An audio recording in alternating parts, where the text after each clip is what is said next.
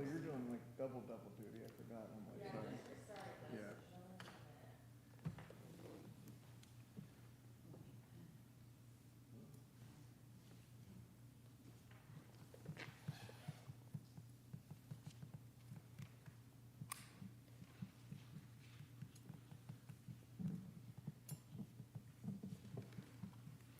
And next year, if you guys remember, you should have somebody in Convention Hall selling beach tags on Saturday, because a lot of people were looking to buy beach tags and they couldn't.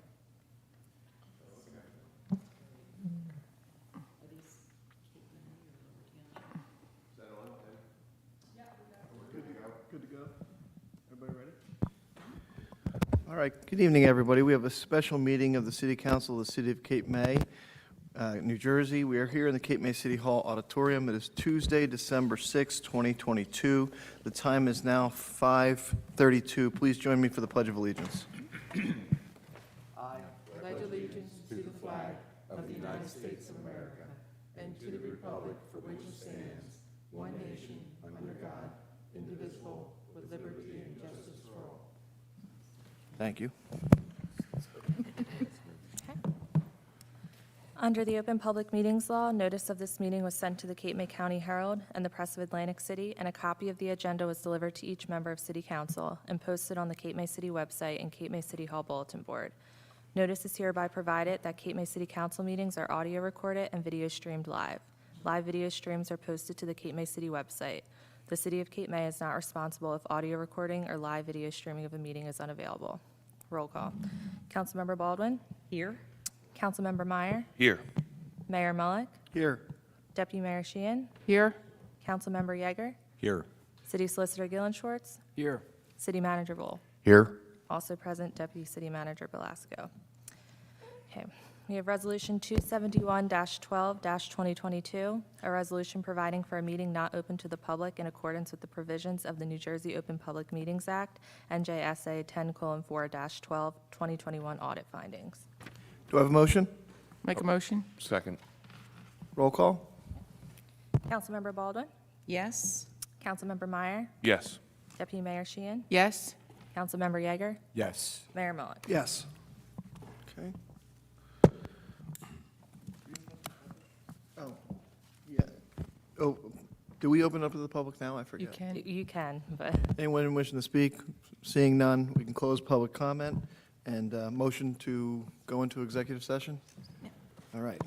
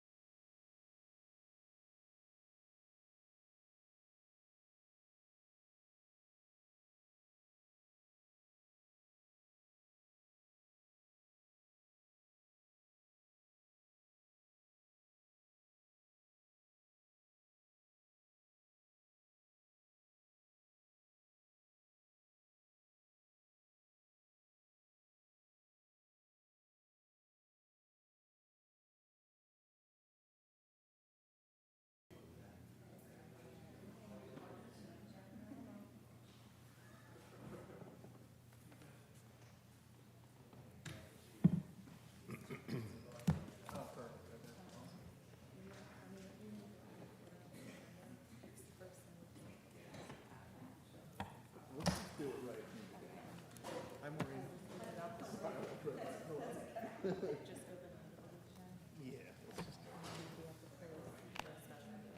let's do that first.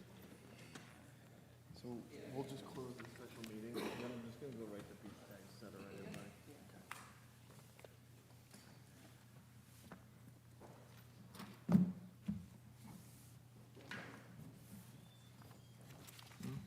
And then we'll do Lorraine, we're gonna go right to beach tags after closing this, just so you know. Absolutely. That makes sense. All right, good evening, everybody. We're coming out of a closed session that we need to close.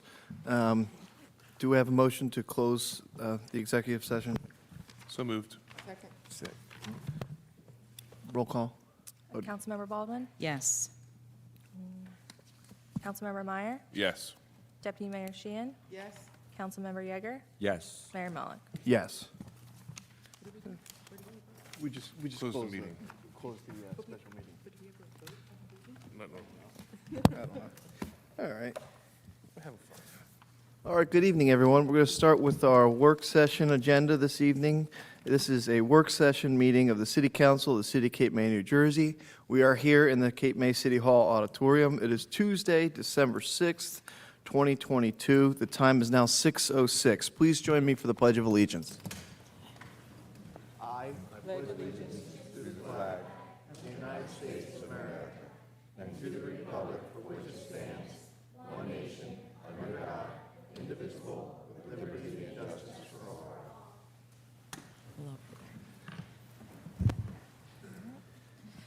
Under the Open Public Meetings Law, notice of this meeting was sent to the Cape May County Herald and the Press of Atlantic City, and a copy of the agenda was delivered to each member of City Council and posted on the Cape May City website and Cape May City Hall bulletin board.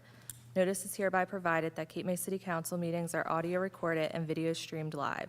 Live video streams are posted to the Cape May City website. The City of Cape May is not responsible if audio recording or live video streaming of a meeting is unavailable. Roll call. Councilmember Baldwin? Here. Councilmember Meyer? Here. Mayor Mullick? Here. Deputy Mayor Sheehan? Here. Councilmember Yeager? Here. City Solicitor Gillen Schwartz? Here. City Manager Bull? Here. Okay, well, first off, we're going to start with a special presentation this evening for some of our wonderful artists that we have in the audience tonight. I don't know where I'm going, but I'm going over here.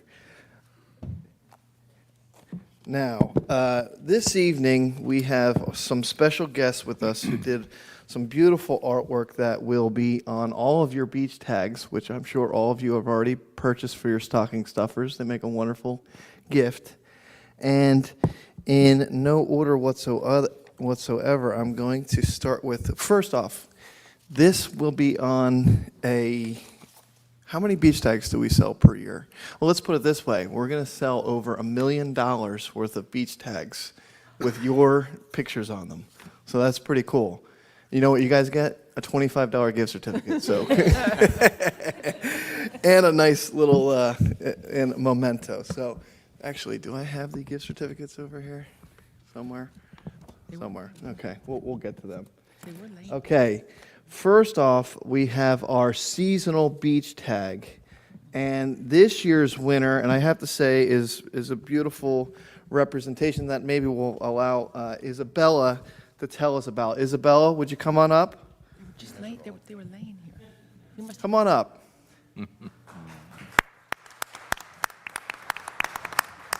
Congratulations. So this is a little certificate for you. Why don't you give us a quick description of your beach tag? Would you mind doing that? I did a mermaid A mermaid? swimming. Oh, perfect. That's very fun. Well, it's a very beautiful mermaid, and congratulations. That'll be on our seasonal beach tag, so thank you very much.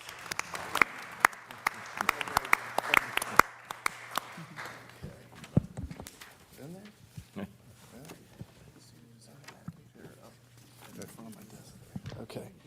All right, and now on to our weekly beach tag, which is done by Kylie. Kylie, come on up. Callie, I'm sorry, Callie. All right.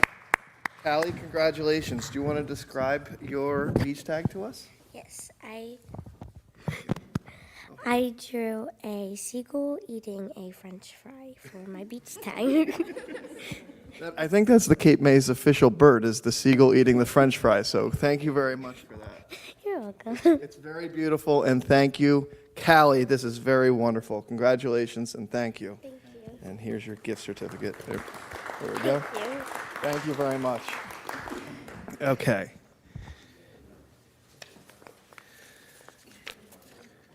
Okay, while we go to the last one here, who knows what our most paid currency is for beach tags? Do you think it's credit cards, cash? Any guesses? It's sand dollars. What do you think? Okay. And if you don't have sand dollars, do you know who you have to go see? The loan shark. So, no, okay. Yeah. Got the Yeah. jokes. Yeah. Okay. I'm still coming off my high from the Christmas Christmas tree lighting.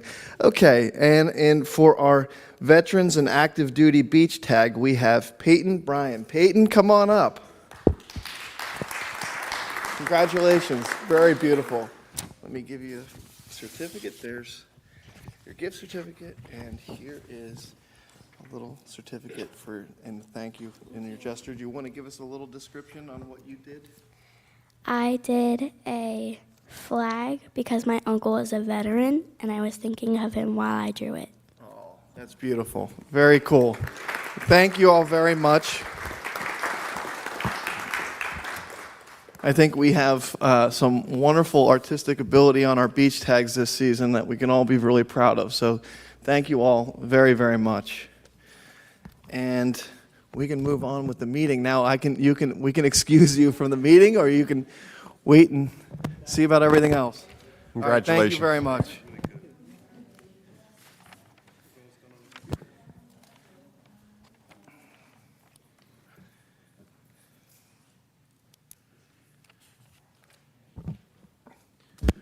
Okay, we skipped over this, but additions or deletions, council? Yes, I there is a have- couple resolutions to add tonight. Do you want to do them as one and add to the consent agenda, or do you want to add them separately?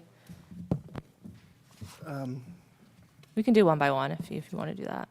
One by one's good. Okay. I mean, my thought is, a lot of people don't know these are being added, so we should probably Sure. say the title so that people know Okay. what we're talking about. We have Resolution 284-12-2022, resolution providing for the insertion of a special item of revenue in the budget pursuant to Chapter 159, PL 1948, American Rescue Plan Firefighter Grant. We make a motion to add them individually? Yeah. Do I have a motion? I'll make that motion. Do I have a second? Second. Roll call? Councilmember Baldwin, Yes. Councilmember Meyer, Yes. Deputy Mayor Sheehan, Yes. Councilmember Yeager, Yes. Mayor Malik. Yes. Next, we have 285-12-2022, resolution providing for the insertion of a special item of revenue in the budget pursuant to Chapter 159, PL 1948, Clean Fleet Electric Vehicle Incentive. Do I have a motion? I'll make that motion. Do I have a second? Second. Roll call? Councilmember Baldwin, Yes. Councilmember Meyer, Yes. Deputy Mayor Sheehan, Yes. Councilmember Yeager, Yes. Mayor Malik. Yes. Next, we have 286-12-2022, resolution providing for the insertion of a special item of revenue in the budget pursuant to Chapter 159, PL 1948, eligible electric vehicle charging stations. I'll Do I have make a motion? I'll make a motion. Thank you. Second? Second. Roll call? Councilmember Baldwin, Yes. Councilmember Meyer, Yes. Deputy Mayor Sheehan, Yes. Councilmember Yeager, Yes. Mayor Malik. Yes. Lastly, we have 287-12-2022, resolution authorizing second advertisement for bids for Kiwanis Community Park ADA compliance project. Do I have a motion? I'll make the motion. Second. Roll call? Councilmember Baldwin, Yes. Councilmember Meyer, Yes. Deputy Mayor Sheehan, Yes. Councilmember Yeager, Yes. Mayor Malik. Yes. I have two items for deletion. Okay. I'd like to delete both ordinance 487 and 488.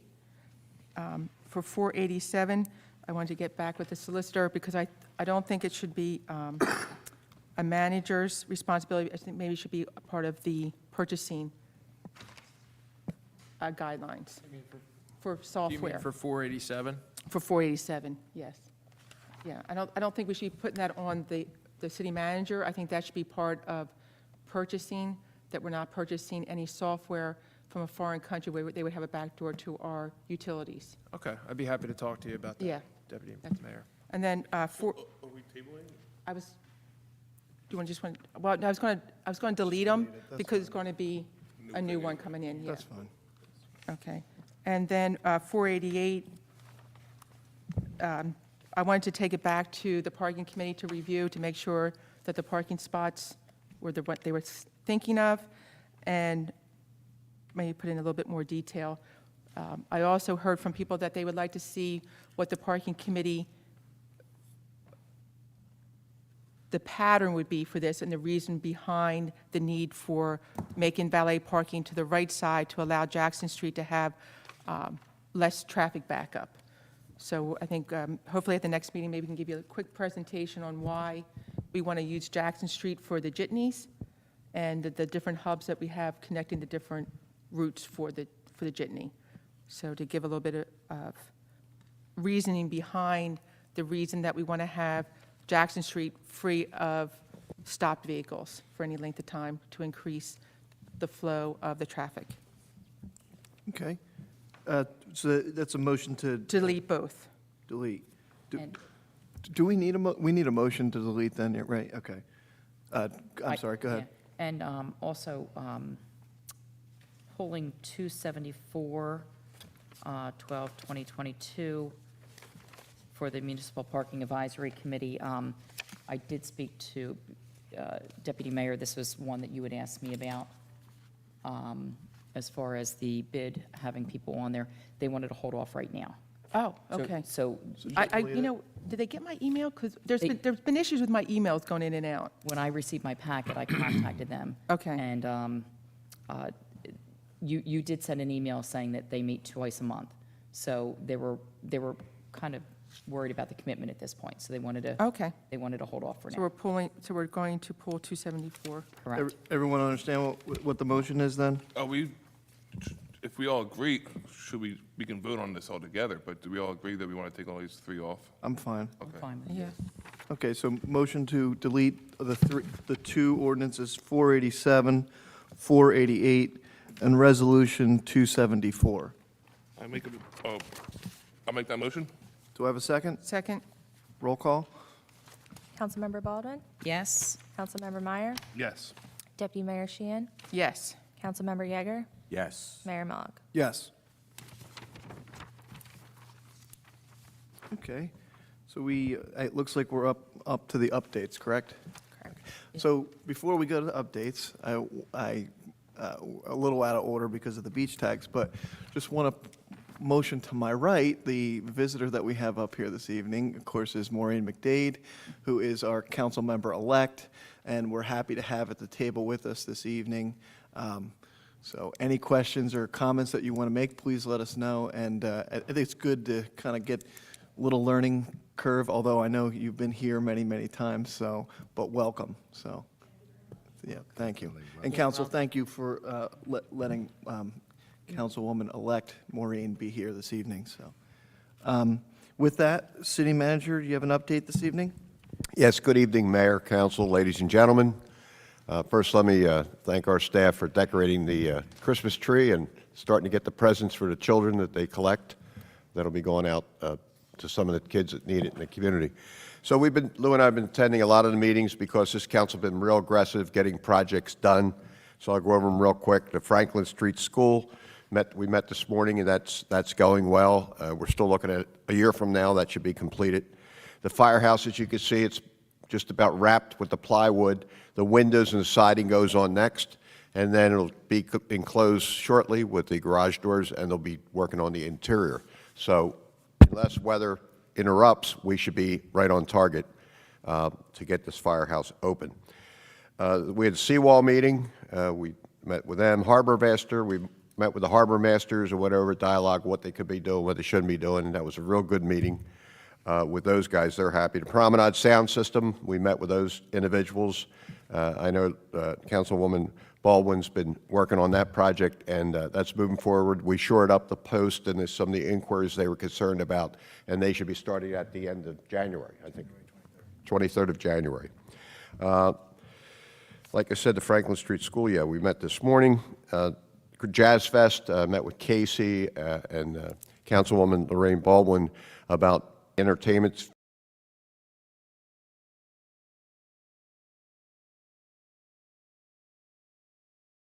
The other gentleman and the different concerts that will be coming up that council would be sharing with the public once it's all confirmed. Of course, we're accepting an application for a CFO position. Beach Tag staff is now, the beach tags are being sold at this little welcome center behind me here in front of the police station, and it's being entertained and worked on with senior citizens each day. And talking about beach tags, in-person sale to date, $32,000, 1,280 tags. Mail order, 360 tags, $9,000. 80 orders by mail, postage collected also for that. We collect on the postage. Vipley, 70 tags, $1,750. Commercial tags, 110 so far, $11,000. And that's as of today. The beach tag staff I talked about. Yesterday I swore in 3 Class 2 police officers to join our police department. We received a topographical survey, the base map, roadway cores, and the engineer's estimate of the construction cost for the improvements and reconstruction of the Franklin Street, Lafayette Street to Columbus Avenue. So we received that. And lastly, I just want to, I think we all enjoyed the tree lighting ceremony. It was just awesome, and we all agree that we've never seen a crowd so big, and people were so happy. It was just busting the seams right out to the street. So it was a joyful occasion. I want to thank West Cape May. They did an outstanding job, invited the mayor and council to be in the parade. People were excited. The crowd was tenfold. If you were on that parade route, looking at, as we were driving by and they were walking, it was tenfold the crowd. Never seen such a, I thought we were in Times Square. I mean, it was just such a big event. Candy, for the kids, sorry, but we ran out a third of the way. So I've been instructed by council to order more candy next year. We'll have to put more in the budget. That's it. But anyway, that's it, Mayor. Thank you, Mr. Vol. City Solicitor, do we have any updates? I don't have anything tonight, Mayor, thank you. All right, well, it looks like we have no ordinances for introduction, so we can go right to ordinances for second reading. We have ordinance 486-2022, an ordinance of the City of Cape May amending and supplementing Chapter 7 Vehicles and Traffic to prohibit exhibition driving within the City of Cape May. Do I have a motion? I'll make that motion. Second, Any questions or comments on this one? This is, Public hearing. public hearing. pardon me, yeah, sorry about that. We're going to open this up for public comment on ordinance 486.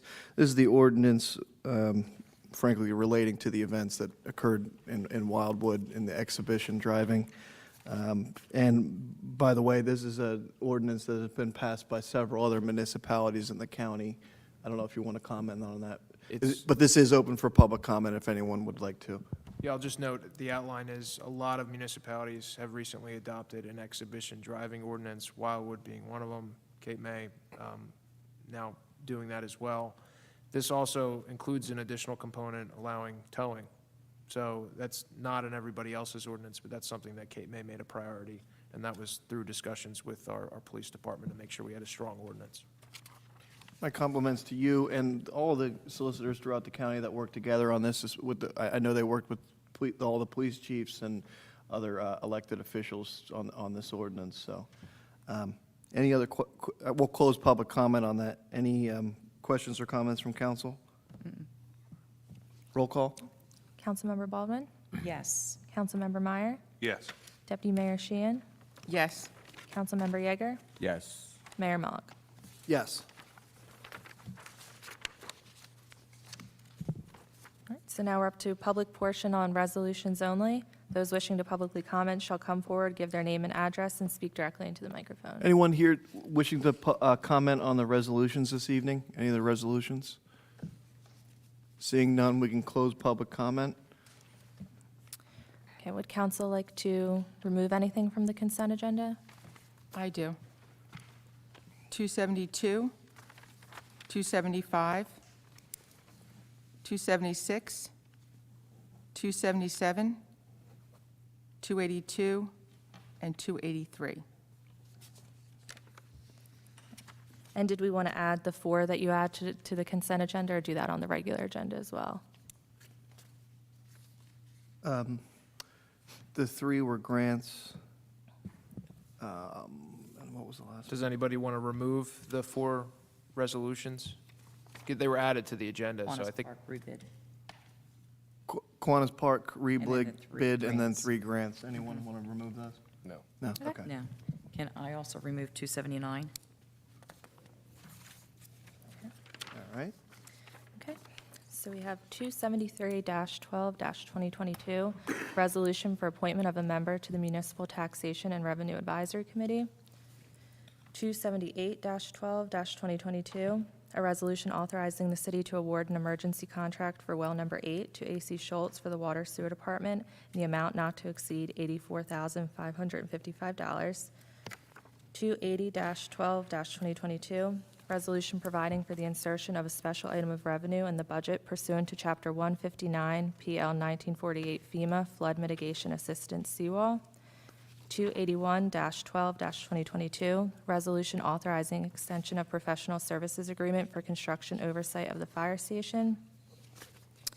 284-12-2022, resolution providing for the insertion of a special item of revenue in the budget pursuant to Chapter 159, PL 1948 American Rescue Plan Firefighter Grant. 285-12-2022, resolution providing for the insertion of a special item of revenue in the budget pursuant to Chapter 159, PL 1948 Clean Fleet Electric Vehicle Incentive. 286-12-2022, resolution providing for the insertion of a special item of revenue in the budget pursuant to Chapter 159, PL 1948 Eligible Electric Vehicle Charging Stations. And 287-12-2022, resolution authorizing second advertisement for bids for Kiwanis Park ADA compliance project. Do I have a motion? I'll make that motion. Do I have a second? Second? Roll call? Councilmember Baldwin, Yes. Councilmember Meyer, Yes. Deputy Mayor Sheehan, Yes. Councilmember Yeager, Yes. Mayor Mullet. Yes.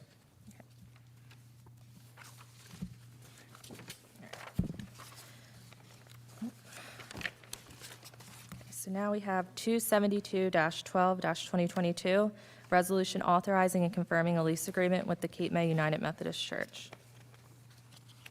I'll make a motion. I'll second. Any questions or comments? I just want to comment, I'll be abstaining just because I'm a member and it would be a conflict. Roll call? Councilmember Baldwin, Yes. Councilmember Meyer, Yes. Deputy Mayor Sheehan, Abstain? Councilmember Yeager, Yes. Mayor Mullet. Yes.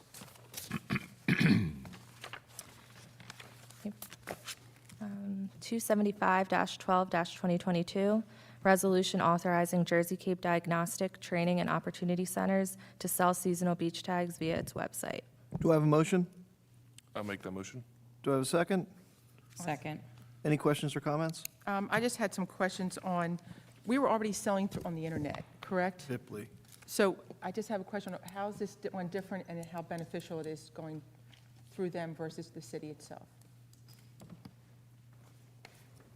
I'll jump on that, and then you feel free to add. I think, one, Vipley is a for-profit, which, fine, we deal with plenty of for-profits all the time. But they take more of a fee than this one does. As you probably know, Deputy Mayor, I thought it was the same fee, that's why, no, Vipley was a little bit more.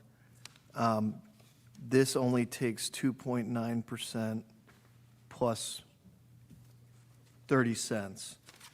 And this is through Jersey Cape. These are the folks that actually make the beach tags that we get, the same ones we just saw tonight.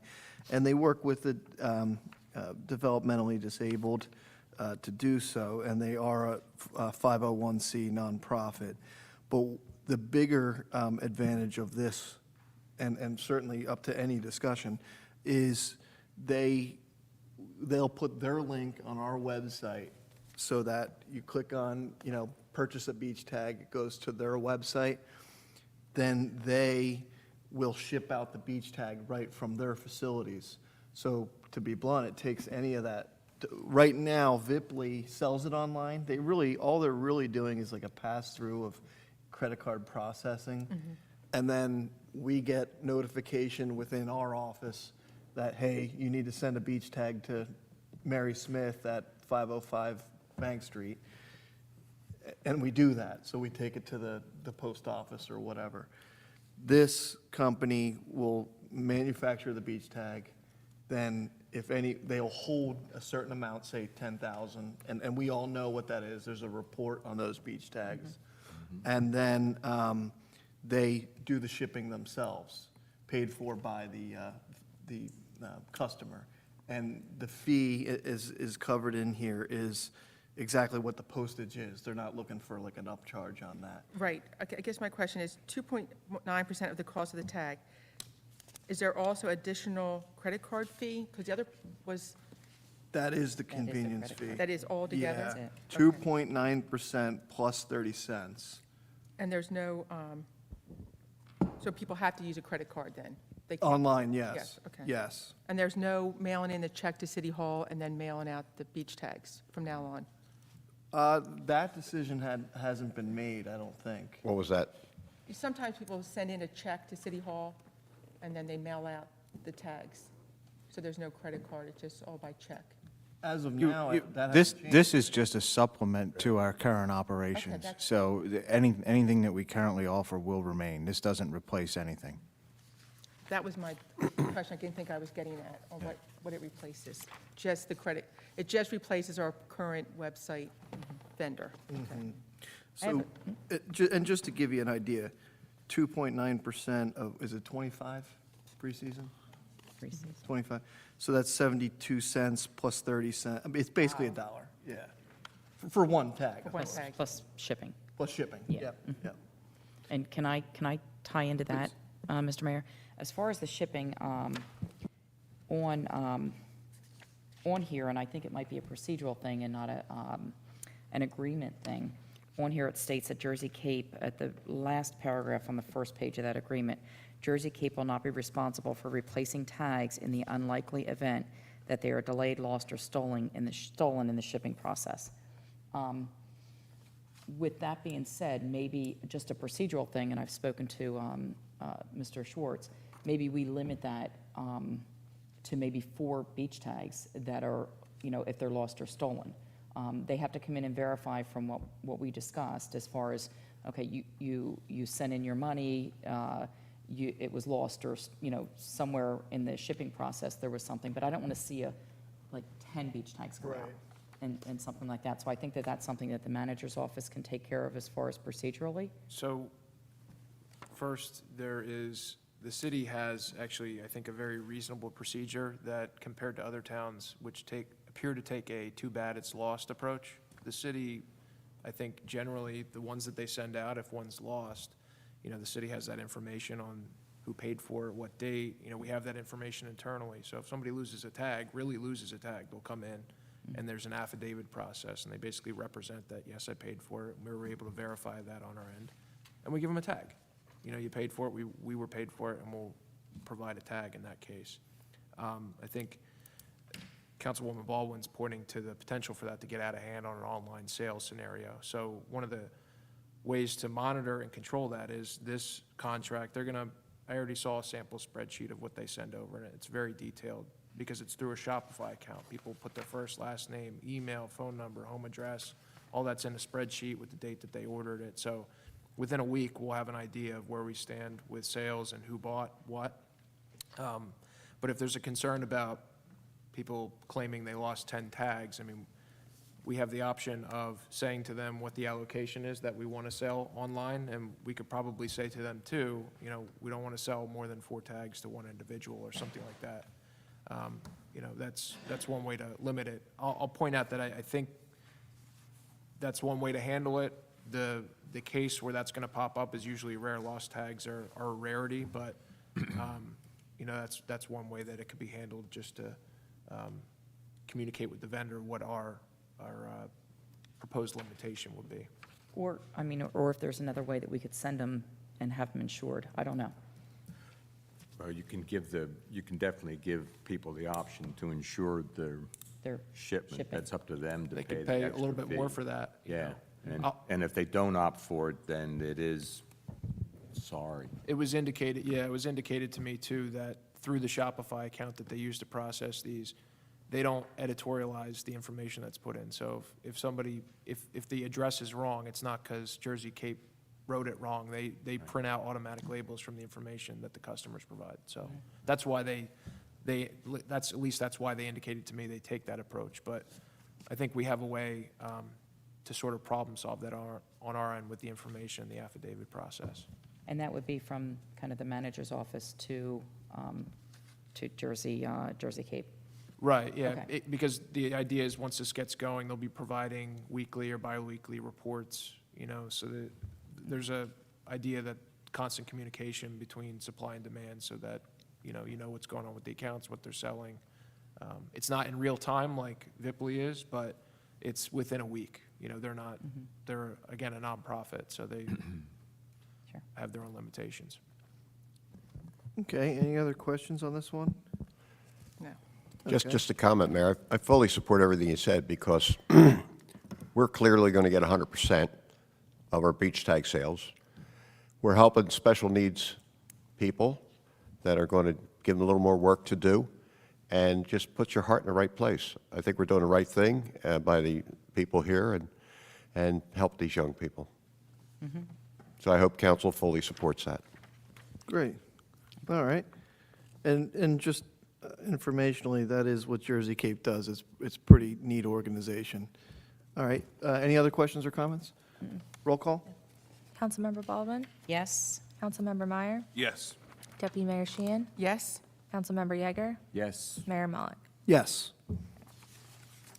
276-12-2022, resolution authorizing state aid agreement with the Department of Environmental Protection for construction of Beachville renourishment of Cape May Inlet to Lower Township and ecosystem restoration project from Lower Cape May Meadows to Cape May Point. Do I have a motion? I'll make that motion. Do I have a second? Second. Questions or comments? I just had a comment, and I sent this, but it was pretty late sending it to you. The question was, I just want to make sure that we're only paying for the beach that is being done in Cape May, correct? I had that exact question when this came Okay. before me. And because it says in here Lower Township, if you go to the. And it break- says the point. It says Lower Township, it says the point. Right, and then they do provide a breakdown of, and they separate out Cape May Point and other areas. So, trying to pull up that.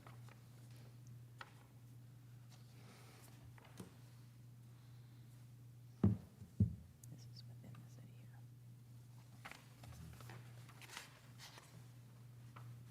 here. Right, so, for example, you can see in Appendix A, We they actually, weren't given Appendix A. you weren't, okay. So that's a bigger document, but the attachment, I'll explain it as best I can. They give a breakdown of how we got to our non-federal share, because the federal government pays a significant sum of this stuff to begin with. Then you get to the non-federal partner share, and then the state is paying a significant share of that smaller share, and then the municipalities is an even smaller portion of that. So, and some communities don't have this arrangement, so it is a very good benefit to Cape May. But going to the granular part of it, Appendix A to this agreement breaks out that cost, and it bolds Cape May's portion. So they calculated, I'll give you an example, sand, City of Cape May, 79,000 cubic yards. Then they go Nature Conservancy, Borough of Cape May Point, and so they're breaking out the areas of Cape May's area near the cove and separating out the Nature Conservancy and Cape May Point. So they get granular with that in the apportionment, so that they're showing Cape May, hey, you're only paying for this amount that was a part of that area that's actually Cape May. Mr. Mayor, can I ask a question? Please. Is there a map that could be associated with this resolution? It sounds like the dollar amount is broken out, but the detail maybe actually on the map might provide some clarification since it's incorporating Lower Township and Cape May Point, just as a suggestion or a reference point. So this documentation is presented to us by the state, but there's no map included. However, there is a description of those areas. It describes where the cove is, the area of, the other portions of the beach in Cape May that are covered by it. So there's not any map associated with it, but there is a description. And then, like I said, in the appendix, which I'm sorry council doesn't have in front of them, it does break out the cost, because Deputy Mayor, that was the first question that I had when I saw that, just to make sure that Cape May is not paying for the Nature Conservancy or the. That's or correct. Cape May That's Point. all that I was Right. looking to make sure that we weren't. And if you assured me that, that's, We love Cape May This- Point, but they can pay for their own. Actually, Their own sand. Yeah. if I can supplement that, there is a small map included in there showing roughly the area of Cape May that they're being built, proposed to be built for, so. Yeah. And I don't know why why was this written so we had all three municipalities? Because we've always had it kind of clean when they were doing the renourishment based on the 80s resolution that the federal government had with the city. And it wasn't, it didn't include all of it. It did include the Coast Guard base last time, I think, Lou, if I'm not mistaken. The Coast Guard does their own replenishment. did their own, They're but I on- think it They're was- on their own. Yeah. This beach fill is also supplemental to our overall beach fill, and came about from the restoration of the Lower Cape Meadows. And that's why the title is what it is. It comes about from a project cooperation agreement that we signed with the Corps and the state DEP from 2003. This is not the first time that we've signed on to this agreement and had this beach replenishment done. So Okay, so we're just continuing on what has been done in the past. It's a part of a new 40-year agreement. Okay. Okay. Does does Lower Township pay into this at all, this program? And I'm just thinking out loud, when it comes to sand renourishment, there's a lateral drift. So what they normally do is they put the sand to the north end and it drifts down. And it's describing the cove area between 3rd Avenue and Lower Township's boundary. I'm just pointing out the fact that when we put sand at the cove, that sand's actually going to Lower Township and around to the point. I'm just putting that as an observation, And then also, I'm just curious if, that a lot of that beach right there is Lower Township. Does Lower Township participate in this program? I'm not sure if they have a similar resolution on at this time. I can check into that. now, Chris, but you're saying though, when I asked about the fee, they'll be paying part of that, right? At the very least, the city will not be paying their portion. So that's, I don't know if they've been presented with an identical agreement. And I'm not sure what their arrangement is with the state. I know that the city has its own arrangement to provide for this over many years. I'm just not sure if Lower Township has made a similar arrangement like the city has made. Because, like I said, sometimes other communities that are facing this problem with beach erosion don't even have this type of arrangement to provide for, limited contributions by the municipality. Sometimes, almost every time. Well, that's what I mean. I mean, this is a particular case, and it's because of that inlet. Okay. Any other questions or comments? All right, roll call? Councilmember Baldwin? Yes. Councilmember Meyer? Yes. Deputy Mayor Sheehan? Yes? Councilmember Yeager? Yes. Mayor Mullig? Yes. 277-12-2022, resolution urging the New Jersey Turnpike Authority to eliminate tolls at Exit 4 northbound exit and southbound entrance. Do I have a motion? I'll make a motion. I'll second that motion. Any questions or comments? I brought this up, I just want to know why we're going after the toll on the parkway, that's all, Okay. and how it And came to be. Yeah. I was instrumental on this resolution being on the agenda. I guess a little bit of history of it. My sister was concerned about it years ago. She did complete a lot of research, some of which is included in the resolution, and I think it spells it out pretty well, where it talks about when that exit was put in, the city of Cape May wanted it to be put in on both ways, coming southbound if you're leaving Rio, going, if you're going northbound, to have the exit there. If you take a look up and down Cape May County, there are any of the off or on ramps, none of the other ones have a toll. This was specifically put in to pay for that toll, and I think over the course of 50 years. To pay for that exit. To pay for the exit, I'm Right. sorry, to pay for the exit, thank you. Nobody else has it, and it only hurts anybody from south of the 4-mile marker. So it really hurts everybody on this island and Lower Township as well.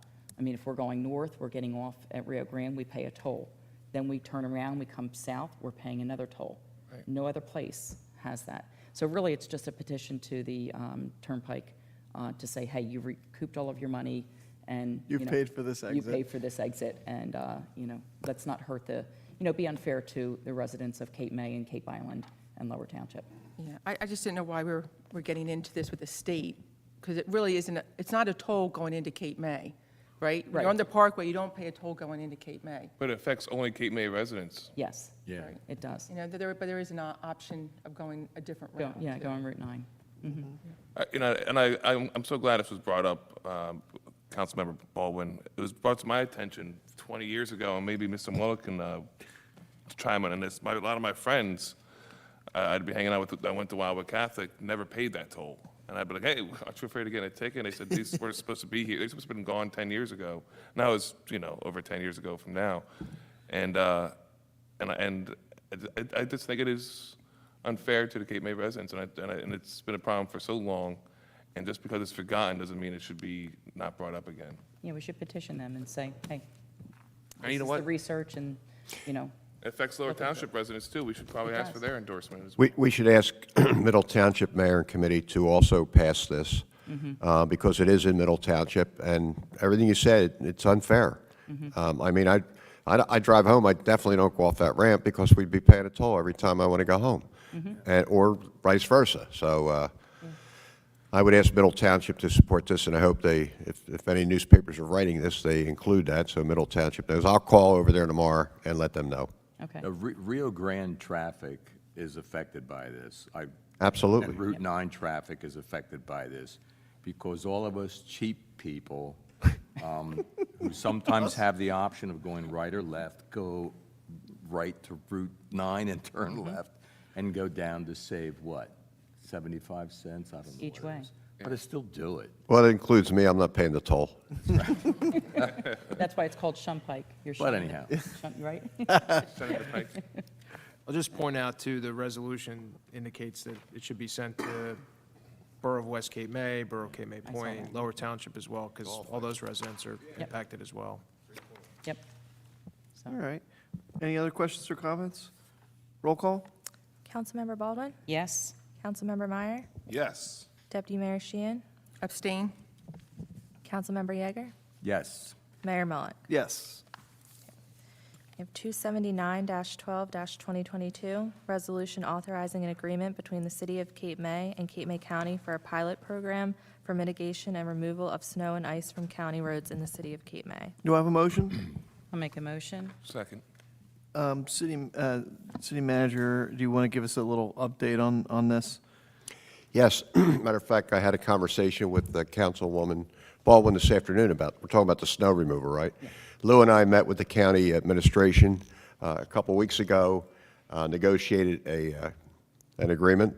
We will be fully reimbursed for any time we plow any of the county roads that are in Cape May, for our equipment and our personnel, and also supply us with road salt. So it's a win-win-win, in our opinion, because Mike, I thought it was $150 an hour we're being reimbursed. it is, yes. So- And that's going to be for individuals, too. because we put 2 people in each truck for safety. Because one guy's driving, the other guy's looking for safety. We're not going to run into a culvert or a sign or a car. So it's 2 people. We'll be fully reimbursed, and we submit our voucher back to them, and no questions asked. It'll be paid. So can I just read that, just so everyone Yeah. understands? It's under 6. The county shall pay the city $150 per hour for each truck Each performing employee, it should be employee. It says truck. Yeah, I know. Okay, so let me just say it again. The county shall pay the city $150 per hour for each truck performing the services contemplated under this agreement. And continues on, obviously, but. Yeah. So was it implied that the 150 covers 2 employees? We had a good, I talked to the county administrator this afternoon after I met. We're covered. Covered. Yeah. And when we talk about they're giving us free salt, it's just for the county roads? Or we get? Yeah, we already have our salt barn. Okay. Lou and I have looked at it. It's we have our supply out there right now, Public Works, but also they're 4 miles away, and hopefully we don't need it, but it'll be available to us. Obviously, just to point out too, to everyone, make sure they understand, this is a 4-month pilot program that the county's doing with us, and I know a couple other kind of island communities. Ocean City and Sea Isle, North Wildwood was also selected but chose not to participate for their own reasons. Okay. So it'll be us, Sea Isle, Ocean City, trying this out and just see how it goes. I think it's well documented how the county's plowing went last winter, and they need some help, and they highlighted us as having an ability to help them. Did everyone hear that, Yes. that last portion? I don't want to have to repeat it, but the fact is, the roads weren't very good, I Yeah. mean, that's where we're starting from. So I guess to make an addendum to this, and there were the second issue that we discussed as well, as far as the salt. You said it was over at the airport, the county airport. You also said the county would be willing to deliver it to Canning House Lane If we need it, yes. if we needed it. Yes. I told them we already have our storage area, and, yeah, it's over by the county airport where their supply is. Right, and that's something I guess Eric would, determine whether or not he would need that, And the county, I think, like Lou will agree, one of the reasons why they selected us, our public works guys are qualified with snow plowing. You saw last winter, the nice job they did, how clean this city was compared to when you drove over the bridge, not upsetting my neighbor, but they do a good job, and the county recognized that, and that's why we're in this program. And to the extent we use our salt on their county roads, they're reimbursing us for that? Yes, absolutely, yes. Yeah, that's in, It's we can a bill. very good arrangement. I'll leave it at that. yeah, actually, yeah. Can I point out one last thing, just so everyone understands it too? This, number 2, this pilot program shall be for a period of 4 months following the date this agreement becomes fully executed by the parties. Upon expiration of the term, the parties agree to meet to discuss the effectiveness of the program and any changes that should be implemented through another agreement. So just making sure everyone recognizes that, basically 4 months from now, after the winter, by this contract, we are specifically supposed to meet and go over anything that needs to be changed or canceled, frankly, I would just like to add that for, comparison to other municipalities, we have a lot of county roads, so this is a big benefit to us to help pay for our employees, too. Definitely. So the only thing I think we need to do is just change that $150 per truck to $150 per employee per hour. Should we make Well, I don't know if we I think- can. I think it was already what he was- approved. Yeah, I think we're This covered. contract was already I think approved. he was saying, Well, right. It was already approved by the county. okay, so we have 2 people on the truck if we're paying them double time. I don't know. I feel very comfortable that we'll be covered. I've had a think conversation this $50. afternoon and this is a pilot program, and they know that, we have people, I told them we have to have 2 in each truck, so we'll be compensated. 150 will be compensated? Okay, I'm not quite sure I'm understanding. Well, without going further into it, I'll sidebar with you the conversation. I don't want to go public with a private conversation, okay? Okay. So is your question that $150 doesn't cover it? Yeah, my question is we have, let's say we have, 2 employees that are working double time. I mean, I don't want to put the city of Cape May in the deficit. Fortunately, I think at the end of this very short time, you'll probably have a better grip of the finances on this. I think their proposal was 150 per truck per hour, and management, I think, looked at it preliminary and said, that's probably about right for the manpower it's going to take to do the job. But this contemplates us having that conversation if at the end of that term, those numbers don't match up and we need to make an adjustment, because the goal here is we're filling in for them because we're in a better position to provide the service, but we don't want to be doing it at a loss to the city. So given that short period of time, I think, I don't want to put words in your mouth, but it sounds like, it may be imperfect, but we're willing to take a shot at that and see if that matches up or if an adjustment needs to be made. And certainly that conversation can be had at that time. And then we're also taking on all the liability as well, so. As far as the liability, I'm sure we're covered, but I feel very comfortable that we will get the return back on the investment they made for us to help them with their county roads. I feel very comfortable with that, and I'd be glad to talk later, sidebar with you Okay. on that. Mr. Gillen Schwartz, I think the liability still falls on the county, because we're just No, it being doesn't. hired by them to pay, to do the roads, correct? Well, the It's city, their road. everybody's liable for what they do. If we're conducting operations, if a city vehicle's driving, well, the city is potentially taking on the liability of having a vehicle out there if things happen. So we need to be aware of that. We are doing more than we would be than if we weren't doing it. So, but the trade-off here is better service probably to the island, more efficient service, and probably the goal here is to recover some costs towards that.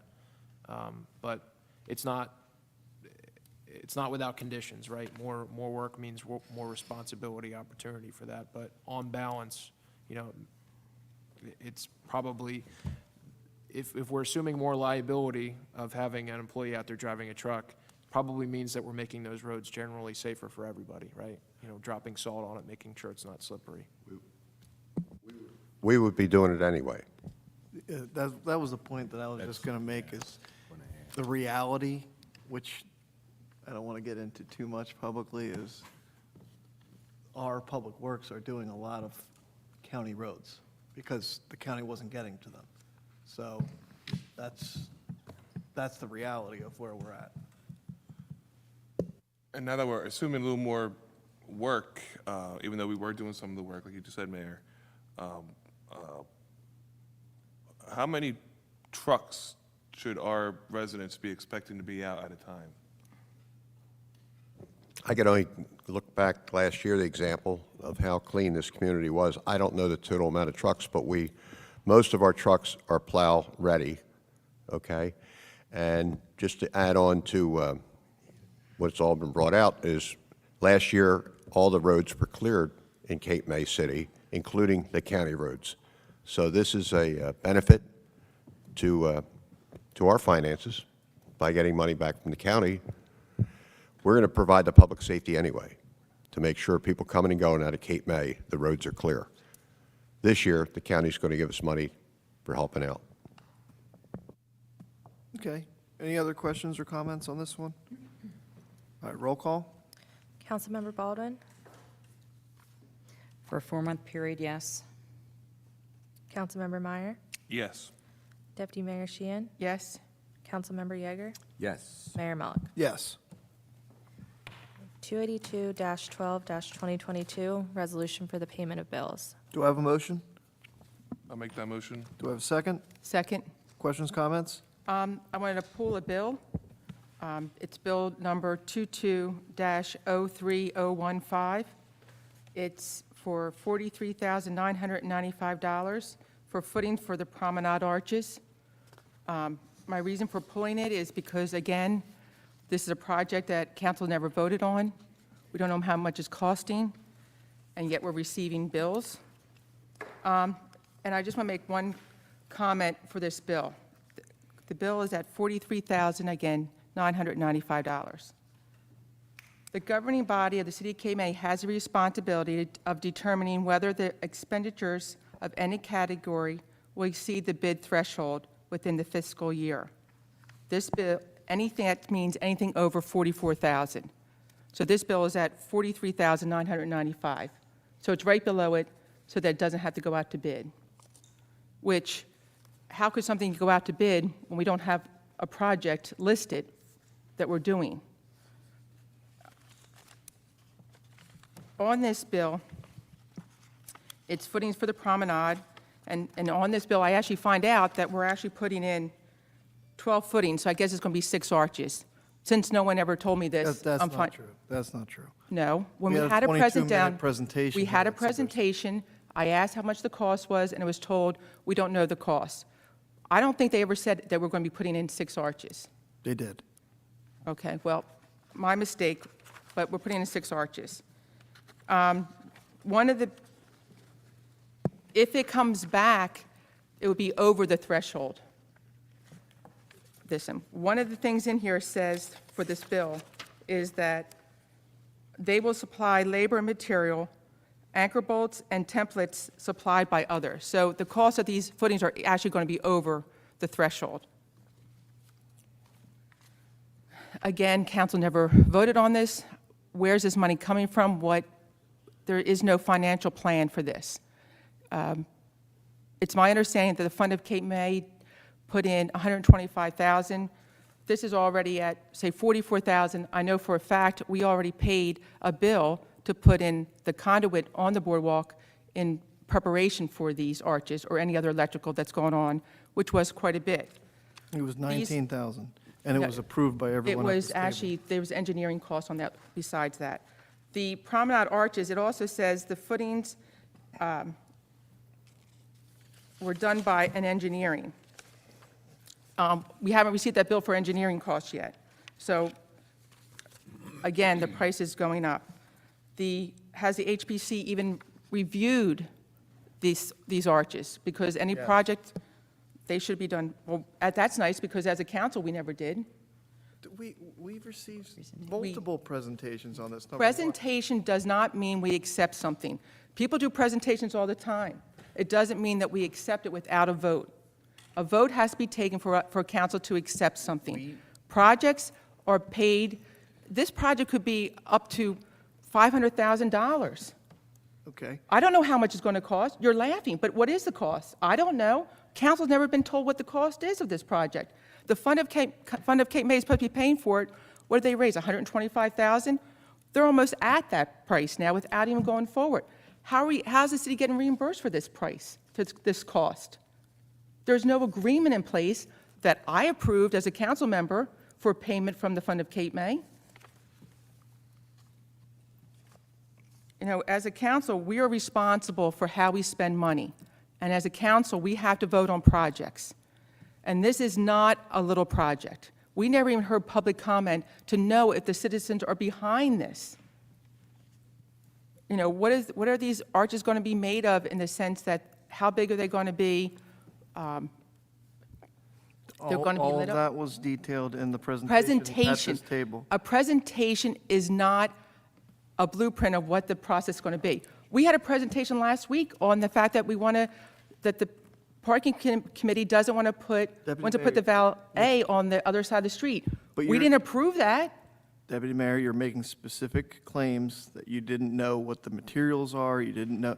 Those were all presented to us right at this table, on live stream. In fact, if you go look at the live stream, you can see all of the plans right on the screen, and where the little, But they were not approved by council. As a council member, we could say we don't want that material to be used. We never had that opportunity because it never came before us. Just because somebody presents something to us, as a council, we still have to vote. That is not, for just them sitting here and presenting, does not give them the okay to go forth with a project. Okay, any I would other like- I would like questions or this comments bill on the bill? pulled from the bill list and voted on separately. You've already done that, right? Didn't we pull it? So she would have to make a motion to remove You that mean from the that agenda. specific? The specific bill, I wanted to be expense. voted on separately. Move it. Okay, does anyone have a problem with moving that bill off and voted separately? I'm fine with it. Okay, I have a so- question, if I may. This is to the solicitor. We have a lot of resolutions, you know, a lot of them has to deal with money, you know, whether we're getting money grants or we're spending money. What is the requirement for a bill like this, $44,000? Why would it not be in a resolution form and just put into the bills? Because it's within the quote threshold, but below the bid threshold. Right, So- but I'm saying, we approve all types of spending through resolutions that are below the bid threshold. I'm just saying, why is this different? I don't think that it is. Okay. Councilman Meyer, I think this should have a resolution, actually. Yeah, I'm personally a little bit confused by this too, to be honest with you. I don't understand, well, I didn't know that the project started until I was told, hey, the project started. I thought that's something that we would discuss. I thought it's something that we would be giving the public an opportunity to comment on. And I thought that we were told that it's going to cost the city nothing. Are we still in that? Do we still maintain it's going to cost the city nothing? From what I understand. The arches yes. themselves, right? So these bills are being reimbursed? No, not these. This is, so I'll go back a bit. 2019, we received estimates from the engineer then, Mott McDonald, of $367,000, I believe, $367,000 to widen the promenade. And then nothing happened, okay? So that was just to do the black asphalt that we did, okay? We came into office, we went out for the DEP jurisdictional determination, we did a ton of engineering, then we had even, you know, candle foot per square foot lighting of the entire section to look at what existed, what needed to exist, qualifying the understanding of dark sky, which was brought up last council meeting, but because frankly, what exists there today, and this was in that meeting, is I think the architect called it the War of the Worlds, you know, Cobra lights that are sodium lights that exist today. They're in very bad shape and frankly should be replaced. That quote, then we went out to bid for the widening of the promenade. The estimate was $367,000. We bid it and got it to $103,000, so less than a third of the estimated cost. Then council voted to do the electric to feed the arches, and that was in the resolution of $19,900 to feed the lighting for $19,000. We all voted on that. And then, yes, this was fit in at under the bid threshold to do the foundations for the arches. Now, any lighting that you're going to put up there other than poles has to have a foundation, or anything up there. So they fit in that $44,000, $19,900 for the electric, and $103,000 for the widening of the promenade. You're also missing the engineering for the electrical conduit to be put in. There was fees for that. I'm not missing anything. I'm There it just is. You are missing. You're missing the engineering costs for the electrical I will pull the bill and I'll give it to you next week. 'cause I'm there not isn't it. doubting that there's engineering costs. There's engineering costs to anything that we do. I'm just telling you the actual projects that have occurred. 103, I didn't say professional services. The 103,000 for the widening, the 19,900 for the electric, the 44,000 for the foundations. All of those things would have to be done for any lighting. Those are all things that would have to be done for lighting. So I want to be clear on that. And they all come in at like $170,000, still less than half of the initial estimate just to widen the promenade. It took a lot of work to get to that point, and a lot of engineering, a lot of thought. It had to go through the DEP, it had to go through HPC. HPC basically designed this because, as you know, we had an architect do this gratis. He did it without any cost to the city. You know, we all voted to have Councilwoman Baldwin as liaison to the project. So, and now we have arches that will be paid for free by donors. Now, if we were going to replace those poles and sodium lights, which they need to be replaced, that would have a serious cost that we would all have to pay. We're not going to find donors to put up metal streetlights, and that would probably cost us $200,000, plus everything that we've already spent. We had to run electric. You had to run electric underneath of the promenade widening. You have to have foundations for whatever lighting you want to do. So all of the expenses that have been paid are less than half of the estimated cost just for the widening, not including electric, not including foundations. And we're still less than half the estimate just to widen it. And again, every single thing that's been done would have to be done for any lighting that you put on the promenade. Above and beyond that, Councilwoman Baldwin, who we voted for to be liaison, worked with the Fund for Cape May, worked with an architect who worked for free, put together a lovely design that harkens back to the historic arches that existed many years ago, and then went out and found donors to pay for them completely. So I just think we take a project that has such great support, has economically made complete sense, and it's just, because we don't support the project, we want to make it look like there's some nefarious actions taking place, and that's just not the case. Any project should be voted on by council. Just because somebody's a liaison doesn't mean they have the right to move a project forward without the vote of council.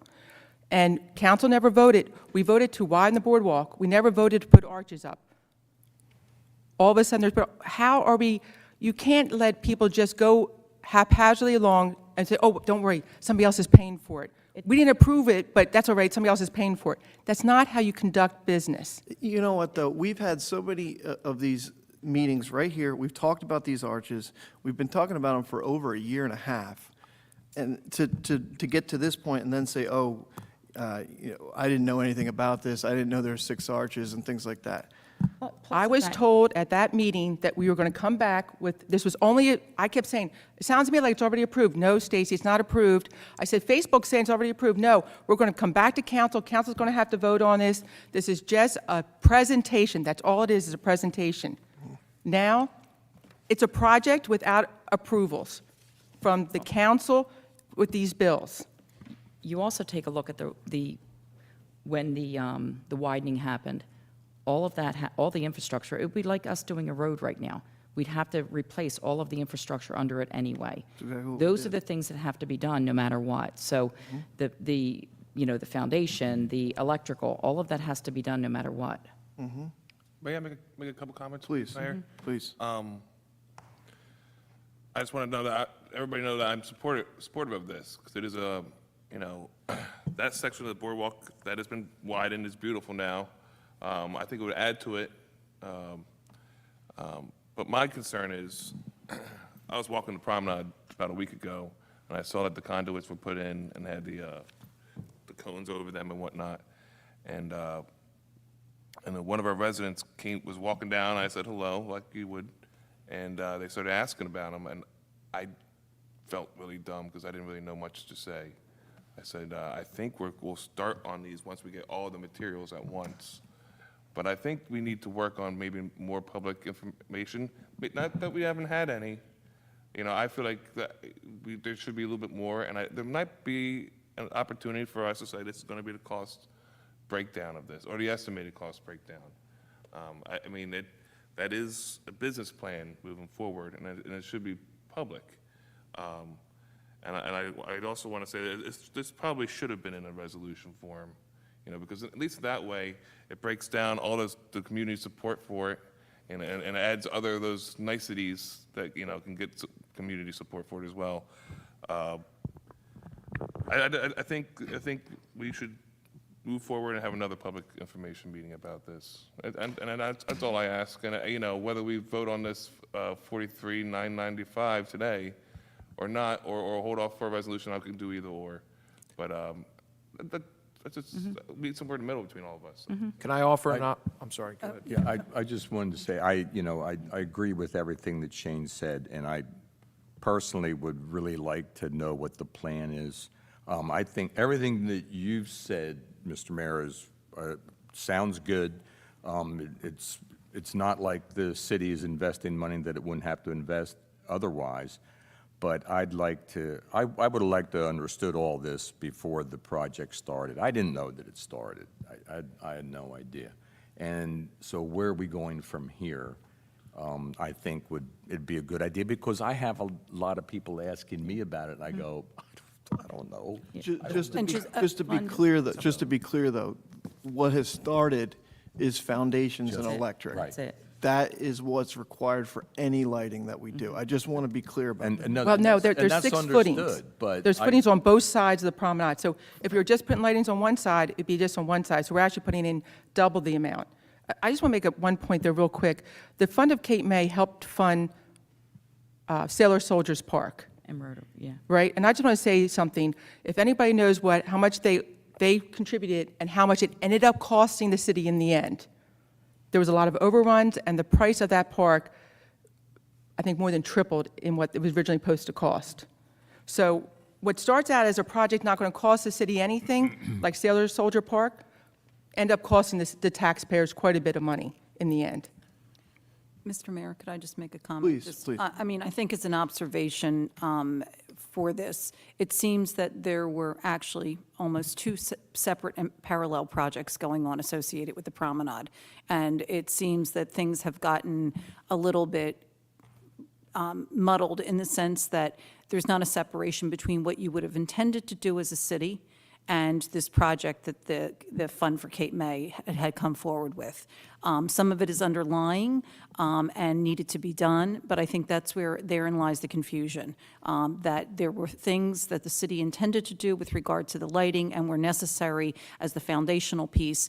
And I think that unfortunately, from the perspective of the public, it's become one project and undefined and not really known that much about. So it might be better, as is being suggested by a couple of people, to sort of go back and trying to resort it and try and lay out what the city had intended to do back in 2019 and how you came to the point where you are with this, and then talk about how the Fund of City of Cape May came forward at the point in time that Council Member Baldwin got involved and talked about the projects with the arches. Because right now, I think from the public perspective, and probably many of the council members also, it seems like it's one project, and it seems what you're trying to discern is the fact that it is 2 separate but related initiatives. And I do think also just it would be helpful going forward to understand, and this is just a question, and perhaps for Mr. Gillen Schwartz, does an agreement exist? Has it existed in the past with the fund for Cape May, for Rotary Park, or any other project that they funded? Does it make sense to have one? I'm just suggesting that it might provide clarification, and people feel a lot more comfortable about understanding the boundaries and who's responsible for what, and what happens when there is any kind of overruns on a project and the liability and accountability for it.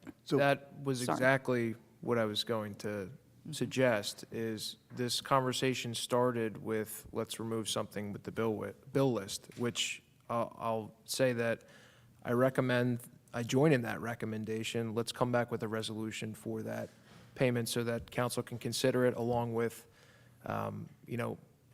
that level of payment. We typically do resolutions for those. So that would be my suggestion on that item. But I also think that presents an opportunity for some of the members on council that have been advancing this project and bringing it piece by piece to the council and the public to lay it all out and present why this makes sense, why this is a good project, why it's good for Cape May. And yes, we do have a course of dealing with the Fund for Cape May. We did Rotary Park, Soldiers and Sailors.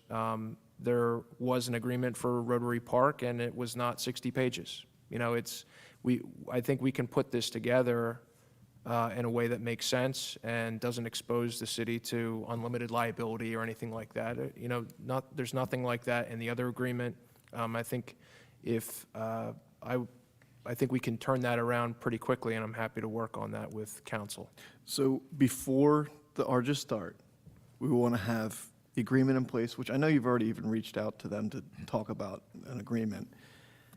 Secondly, we want to have a presentation from, again, from John Becker, the architect, Vince Orlando, the engineer, and any of the Fund for Cape May members. And also the financial amount that it's going to cost. Right. So we will have that in an upcoming meeting, including the Fund for Cape May, engineer, and architect, prior to the arches starting. Okay? Perfect. All right. I just have one question, too. That was another thing. Are those streetlights, are those poles staying with, They'd be removed. thank God. Yeah, exactly. Well, I mean, that's the It would lighting. really it would just look so nice without those poles and those Yes. arches. The lighting that currently exists is, people probably don't notice it because they're used to them, but if you look at it, it's really bad. It's funny, that's exactly what I said. There's some things that you just notice after years of, you didn't Yep. see it for so many years, and all of a sudden you look at it and you notice it. Okay. All right, so we are on the bill list. We have pulled the foundations. We know what they're for, and it's a bill. I mean, personally, I'd like to pass it and pay the people who did the work. Well, we should make a motion, someone needs to make a motion and separate. second it to remove it Yeah. from the list, and then if it happens, we'll move on from there. Do I have a motion to remove? It's purchase order 22, Can I ask a question? please. If we decide to pass this, could we do a retro resolution? Yes, you could approve, acknowledge that it's below the bid threshold and that the work was done and that it should be paid, and then you can have a resolution confirming that and all the information that's required at the next meeting. Okay. Is that fine? I'm happy with that resolution. All right, so. I'm making a motion to remove it from the bill list. Number 2203015. Do I have a second? Second. Roll call Councilmember to Bal- remove. Councilmember Baldwin, Yes? Councilmember Meyer, Yes. Deputy Mayor Sheehan, Yes. Councilmember Yeager, Yes. Mayor Malik. Yes. Now, do I have a motion to approve the removed bill number 2203015? I thought that was what we just voted on. No. That was to remove it. We removed Okay. So this is to approve the bill list, To appro- To approve the excluding bill that. list as amended. Without it. And then Correct. You want to deal with that separately, right? Yeah, Approve yes, the- approve yes. the bill list, but except for that Without bill, the and then deal with that bill next. Do I have a motion to approve the bill list? I'll make a motion. Second. Roll call? Councilmember Baldwin, Yes. Councilmember Meyer, Yes. Deputy Mayor Sheehan, Yes. Councilmember Yeager, Yes. Mayor Malik. Yes. Now, do I have a motion to approve the removed bill 2203015? I'll make a motion. Do I have a second? Does that motion want to include a resolution being on next meeting? That's fine, yeah. I don't know how you can approve something without reading the resolution first. Well, municipal action is voidable, not void. I mean, you can take action to acknowledge that this should be paid, and then you can acknowledge that in a formal manner at the next meeting. I don't see anything in the substance that prevents council from doing that. It's below the bid threshold. Besides the fact it's for a So- project we never approved. Well, that's the policy decision you have to make, Yeah. Deputy Mayor. Well, I'll agree to make the motion because I highly doubt we're going to tell those people you're eating it, we're not paying it. And so, but it's got to be, this is going to be part of the budget money that we've agreed in the package deal to widen the promenade, et cetera. As long as we don't exceed those numbers, I'm okay with that. So in that case, would definitely make a motion to pay that bill. I have a similar response as well. I'm in support of this project, so that's why I will continue this the wheels moving at this point, but I'm very adamant about more public input and information. Do I have a second to the motion? Was that a second, Mr. Meyer? If you want it to be, yes. Okay. Yes. Roll call? Councilmember Baldwin, Yes. Councilmember Meyer, Yes. Deputy Mayor Sheehan, No. Councilmember Yeager, Yes. Mayor Malik. Yes.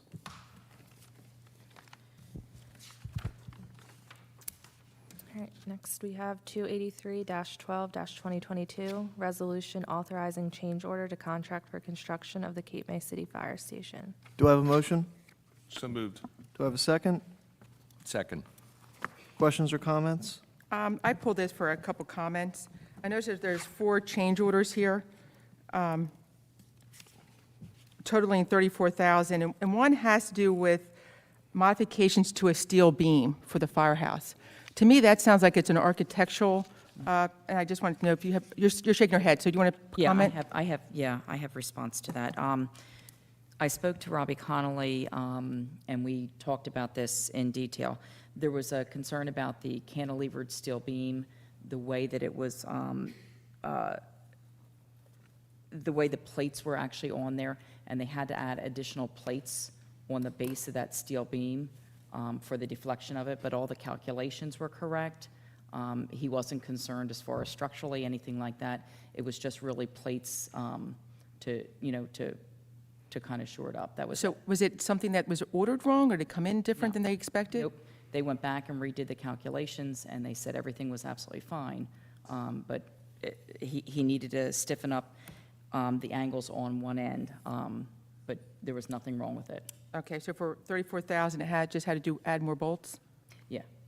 And are we going to be And getting? no, the other, if you're talking about the bolts are something different. Change order 1, Well, I have modification to a steel beam for $15,000. Mm-hmm. And you're saying that was just, they had to add bolts to it? they had to stiffen up the plates and put angles on the end of it. Plates are Plates like a are- yeah, thick were- metal plate. Because there's a cantilever beam, Stacy, there was a cantilever beam and it was meeting with another beam. They had to add additional steel plates on the base of that. And but that wasn't architectural? It wasn't, it was a deflection, that, yeah. the Okay, so calculation- I guess my question, are we going to be getting architectural fees associated with this change order? No, Okay. no, nope, that's all part of his proposal. Change order 1 had to deal with the stainless steel anchor bolts where the top of the concrete masonry wall meets the roof itself, and they had to add additional bolts into that area because of our construction office. Okay, but didn't the construction office go through these plans before and approve them? And they didn't realize it at the time? Okay? Any other I questions? think basic, you're looking at $34,000. Basic, the construction of everything is, completed. I think that's very minimal based on. Well, the- I just want to make sure it's only 34, because Yeah. usually we get this, and then we get an engineering bill Yeah. on top of it, and that's That's- why I nope, wanted to know that's it. what else is coming through. Yeah. Just a couple of other updates on this project. Could we stay on this? sure. Just, and then do that? Yeah, okay. Is that okay? Yeah, that's Okay. fine. Any other questions on the, Yeah, one other thing that I noticed in this change order, that these change orders will increase it by 41 days. And the new, it I thought it said 3 to 4 days. says 41 in the change 40. order number 1, 2, 3, and 4 on this one, next page. Wow. 41 days with a new completion date of January 4th, 2023. January 14th, did I say 4th? okay? Any other questions or comments? Motion, we have a motion? I'm sorry. We have a do. motion in a second. Roll call? Councilmember Baldwin, Yes. Councilmember Meyer, Yes. Deputy Mayor Sheehan, Yes. Councilmember Yeager, Yes. Mayor Malik. Yes. I think we are down to old business. Old business. Any old business, council? I just have one old business. It comes up when Mr. Vole was talking about concerts coming up. I think when Neil was here a couple weeks ago, he was talking about the budget, and we talked about tourism and concerts, and we asked him for basically a profit and loss for those concerts. And I don't think we've received that yet, because that's pretty important before we vote on any more concerts. Were they profitable? This Should we do the same format, or should we change back to the format we had before? We should definitely get that report. I should just say the indications were Yeah, that it was much and- better. And Casey does have the profit and loss for that. We looked at it the other day. I guess if you want to have her forward it to council. With the new structure of the way that the new contract is written, the profit and loss, it benefited the city a lot more by the way we restructured it. But did we make sure we took in consideration all the advertising we did? She has all of that. Yes, that's all broken down. So we'll get a report on that. Yeah, and just make sure it's for all the concerts. Yeah, Councilwoman Lorraine Baldwin and I met with Casey the other day for a few hours, and Lorraine brought up some excellent points that Casey's going to work on, and I'll ask her to come in January, because next meeting is right before Christmas, to give us a complete update of all the concerts we're going to have, the profit and loss statement. But the losses have been shrinking under Casey. All right. Still in old business? Yeah, Mr. Mayor? yes, please. I guess I just have a question about the Faulkner Act and the budget process, and how that's handled with the most recent meetings that were occurred. I do like that the Faulkner Act includes the public, but I guess what is the public's involvement at the meetings? Actually, be honest with you, before, for the presentations for the different department heads used to be done at the council table. Right. So that all council members were present to hear what their desires were for their budget year. And that would have been with the public being present. And that used to happen here at this table? Yes. See, because I get- Years ago. Right. But Probably 5 years ago, I think it used to be. But they are open to the public, and we had public attend. Actually, what it should be, though, I think to Mrs. Baldwin's statement is, it should be where council can all hear it. Because these meetings are very informative. It lets you understand why somebody wants something. It comes in their need. They can express it better than on paper. And that's why I always felt that those presentations should be done to council as a whole. But on the past councils, I did not get the votes to do that as a whole, to be presented to council. It should be part of the budget process. I didn't mean to interrupt you, Deputy Mayor. I just wanted to maybe suggest we just read the statute. It's not that long, and it might orient us towards this discussion. It's NJSA 4069A-96. The municipal budget shall be prepared by the municipal manager. During the month of November and each year, the municipal manager shall require all department heads to submit requests for appropriations for the ensuing budget year and to appear before him at public hearings, which shall be held during that month on the various requests. I think it's a matter of efficiency that's done in one meeting, have everybody show up and present. The question of public's participation, the public should have an opportunity to view that, to hear that. I think it's fine to have it in the room upstairs, it's fine to have it down here, but remember that the purpose of that meeting, like this one, is for you all here to, discuss legislative ideas and policy questions. For that meeting, it's the department heads to be speaking to the manager about their requests and for the public to have an opportunity to hear that. Now, it doesn't say you have to hold a public discussion or engage in a dialogue about that. Now, as a practical matter, we do a lot of that here, probably more than other towns. But that's fine. That's a, decision-making, a decision point for each town to make on its own. But I think the way that it's done now is fine. There's nothing legally wrong with either way. It's just a matter of, stylistically how you want to approach that. In both cases, the public have an opportunity to participate and observe and maybe ask questions at the appropriate time, would be my suggestion. I want to make sure that we're the ones that are shaping what needs to be done with that budget once it's presented. And there is a portion for that to occur as far as dialogue. And I just want to make sure that future meetings are held that way. Just for anyone watching and listening this evening, the budget probably won't be passed until March, about. Yeah. So there is initial conversations that are, there were, like I said, there were public people there, which frankly, a lot of times they're not, but the public was there for and the way it works is the department heads come in and present their budget for the next fiscal year and what they'd like to see within the budget. So it's a long process, and definitely everyone up here will have their hands on the budget, and ultimately, as you all know, we'll vote on the budget as a body.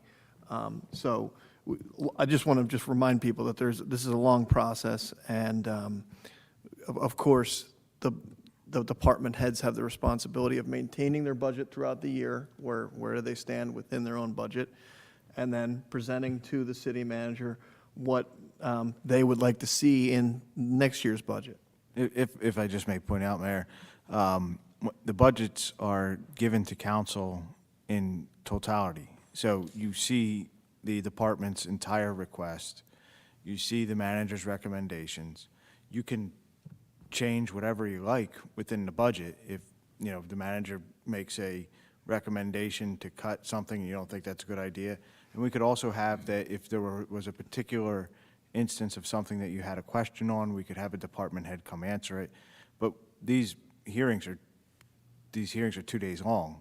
We would have 16 hours of council meetings in addition to what we're already doing. And that's Oh, yeah. real I'm numbers. not, yeah, I'm not asking. Yeah. So it's 16 hours of Department head. department head discussions and everything. And it will get longer if it's in this room.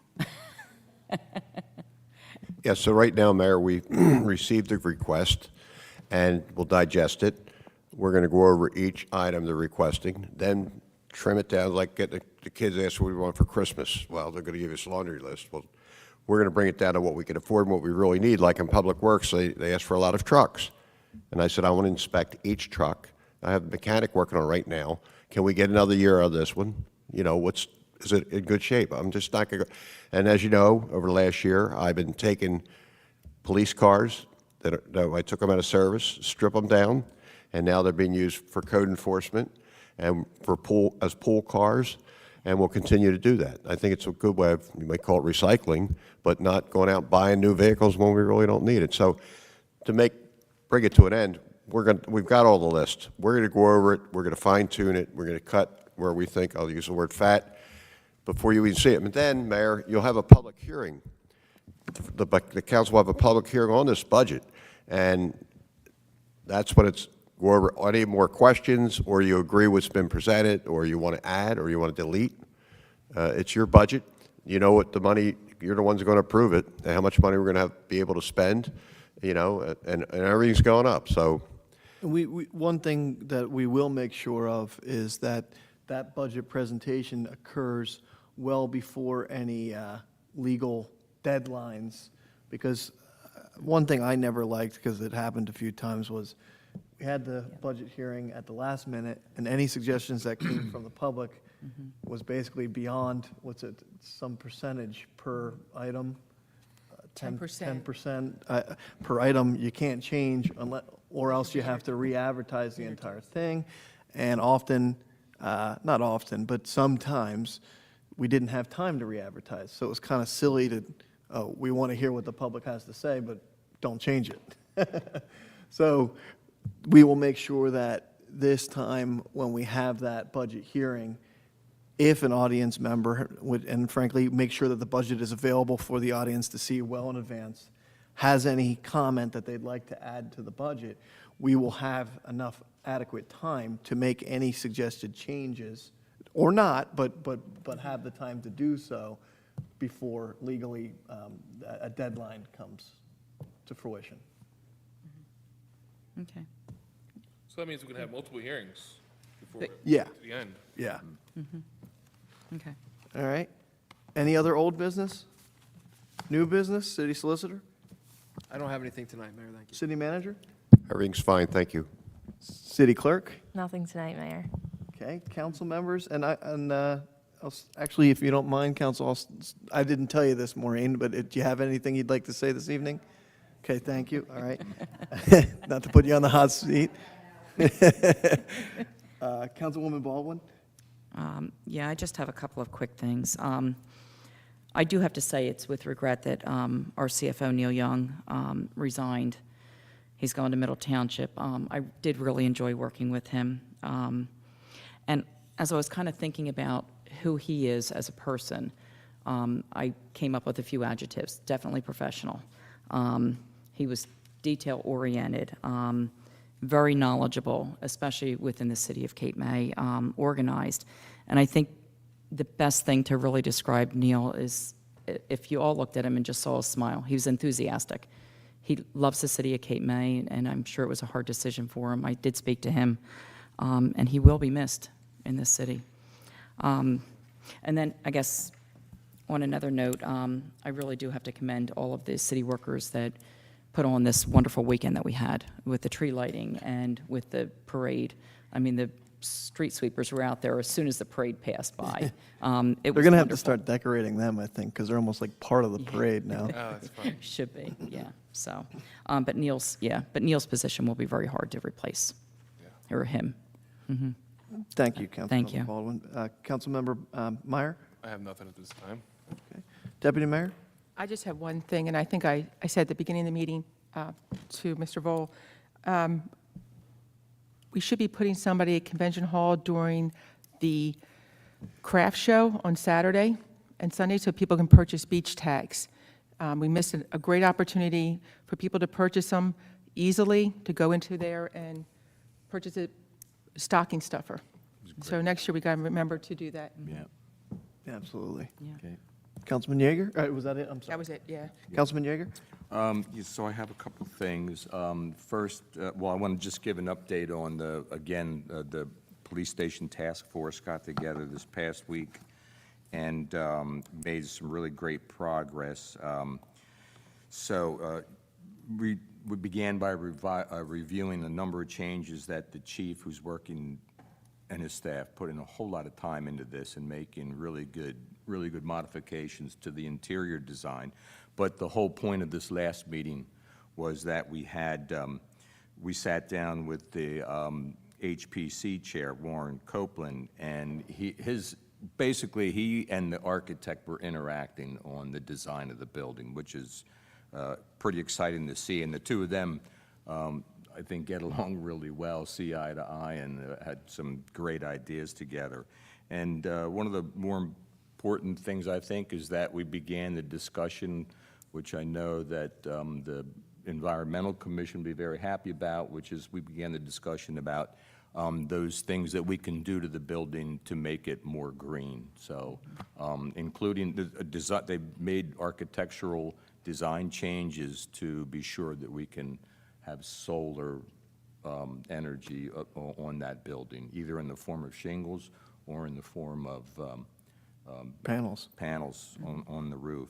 Mr. Yeager, could you also touch on the fact of what was in the paper about? That was the next. Okay. I'd like to assure the city of Cape May that the DEP did not tell us that we had to move the building. They did not reject our property swap that we're pursuing. They had only asked a question as to whether or not we had considered or would consider using the parking lot next to Collier's, and I think it was, actually I'm told it's a matter of their due diligence. They have to ask these questions of us before they make their final determination on it. I'm assured that at the state level, at all levels, we have the support of the DEP and the other environmental agencies, state agencies. Everybody's in support of doing this land swap. So, no, we are not being moved out of there at this point in time. We got a ways to go. It's going to take quite a bit of time to get through all the paperwork, but we still have hopes.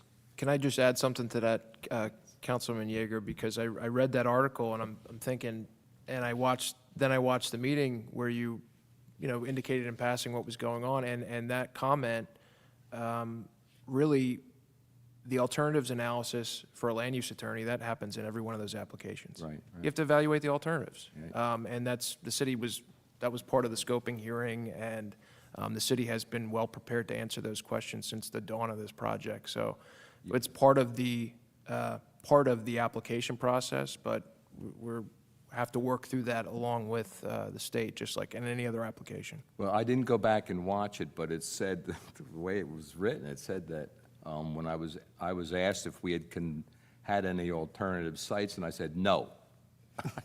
I didn't, but okay. I may have said, I mentioned that we had another alternative, which was the property that, in fact, we were looking to swap. Pittsburgh Avenue. Pittsburgh Avenue, yeah. Anyhow, so that's all for my report. I'll use this as an opportunity to gently say to any newspapers or publishers or journalists, if you have a question, you have my cell phone, give me a call, I'll be happy to answer anything, because I did get a lot of comments on that one, and I know the police chief did as well. Mr. Mayor, could I just add one thing? This may have already come up or been comments fed back. At the tree lighting, I think a lot of people felt that the PA system was not sufficient. So just something to take a look at. Very hard to hear people talking or any of the singing when you were out there in the park.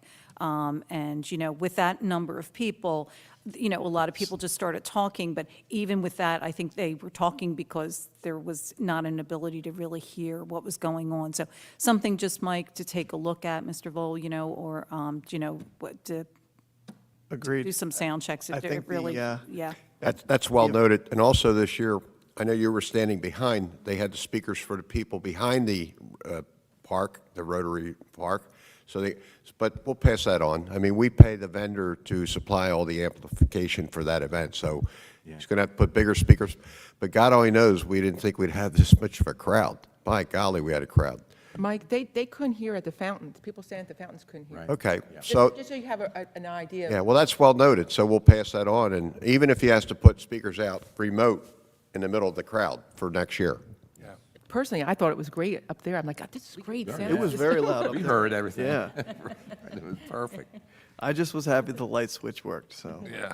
No, but I think the fact is that the event has outgrown itself at this point, really, so, good suggestion.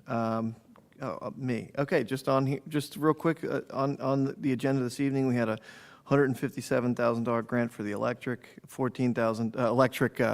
charging station, $14,000 for the electric vehicle charging station, $36,000 for our firefighters, which was great, and a $195,000 grant for the seawall engineering that we all accepted into the budget with this. But just want to point those out. That's a lot of good grants that are going into our budget. And just echo some of the comments that were made. The DPW, the police, the fire police, and the firefighters did just such a great job for this whole weekend. I know they still have a lot of work left to do for the Christmas season, but they really did a nice job. With that, I'll open it up for public comment. Anyone? Emily, if you want to give the spiel. Anybody wishing to publicly comment, please come forward, give your name and address. Mr. Roush?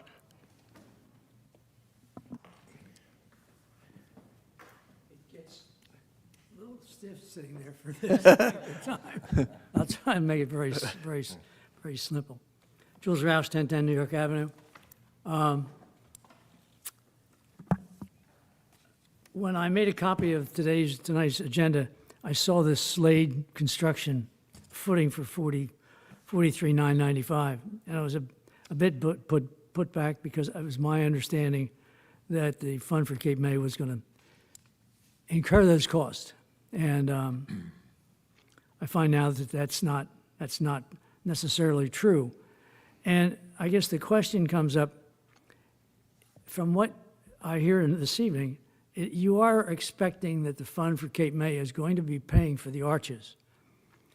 And that's 6 arches from what we now understand.